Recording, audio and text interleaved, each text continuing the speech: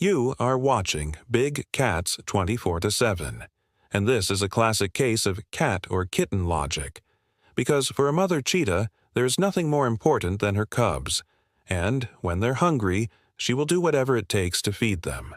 She went for them. This is the cheetah, the fastest land animal on the planet. Hi, I'm your host, and this is my channel, so let me introduce you to our three characters today.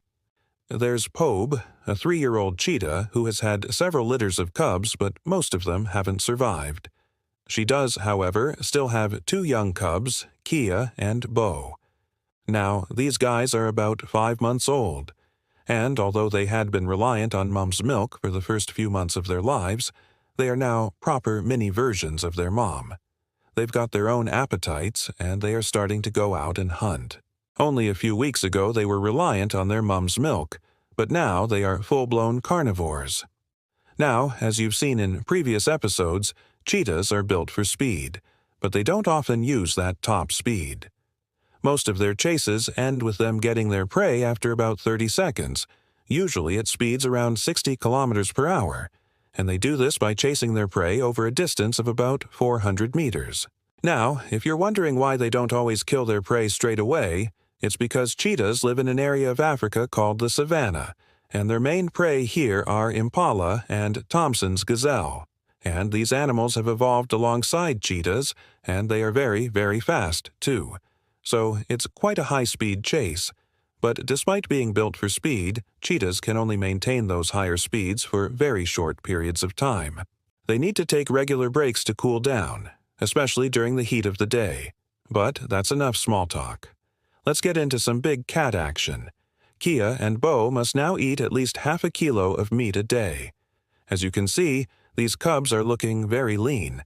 They need to pack on some weight, but the problem is they can't really hunt yet. Their teeth aren't quite sharp enough. They will have to wait a couple of more months before they are properly equipped to tackle impala. In the meantime, they are reliant on mom. And that's where this warthog comes in. That's awesome. She's got one. She's got one. I'm freaking out right now. I'm so excited, and you might wonder why the warthogs don't seem to mind.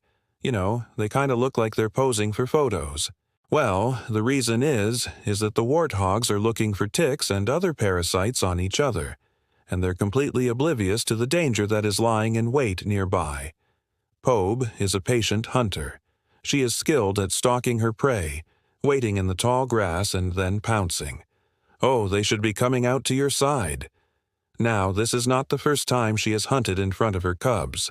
She normally tries to keep herself hidden until she gets close to her prey, but she needs to get a good angle on this warthog. She wants to aim for the ribs, and she knows if she can't get a clean shot here, she will be left with nothing. Well done, Pobe. What an absolute genius. And guess what? Her plan worked. She took down that warthog in no time. But just wait until she opens it up for her cubs. It's going to be epic. I mean, you gotta remember, these cubs have never eaten prey before. They've only ever had their mom's milk or maybe a small snack that she regurgitated for them. But this is something different altogether. Guys, she's done it. She's got one. She's got one. I'm freaking out right now. I'm so excited. It's interesting, isn't it? We tend to think of cheetahs as solitary hunters. But, in reality, they will happily share their kills with members of their extended family. So, when the cubs come running over, they're not interrupting anything. In fact, this is exactly what Pobe would want. Cheetah and Bo need for Mummy to open up this carcass so they can have a meal. But at this stage, the cubs don't really know what to do. Cheetahs don't teach their kids how to hunt. Instead, they just leave them to figure it out by trial and error.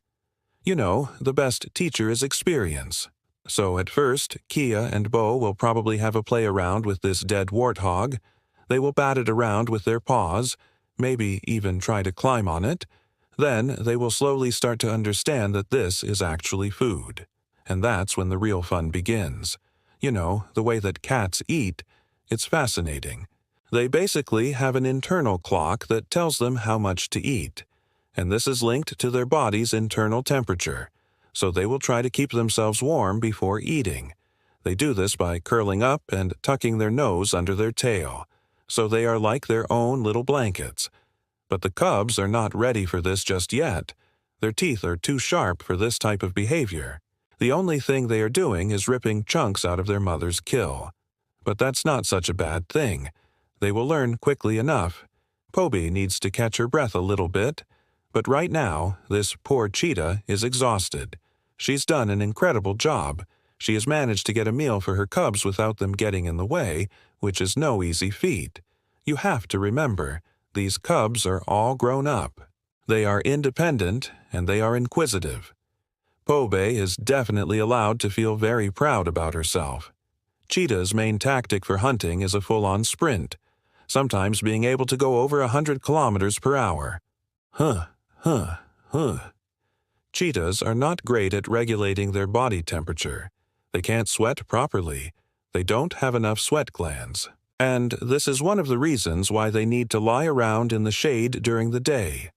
It's not because they are lazy. It's because they need to stay cool. If they don't, they will overheat and die. But this is a dangerous time for Poby. Even though she has killed her prey, there was a lot of commotion when that all went down. There were a lot of alarm calls. So if she doesn't move quickly enough, the vultures are going to arrive. This is a really dangerous time for a cheetah, because there was quite a lot of commotion when that all went down. A lot of alarm calls. What Poby really doesn't want now is the vultures coming in huge numbers. They are like a beacon in the sky to other predators. It's like dropping a pin. Here's your food packet. It's just below. And with that, we have reached the end of this episode. Please remember to subscribe. We have lots of exciting shows coming up that you're going to love. In the meantime, check out these other clips from our channel. They are awesome.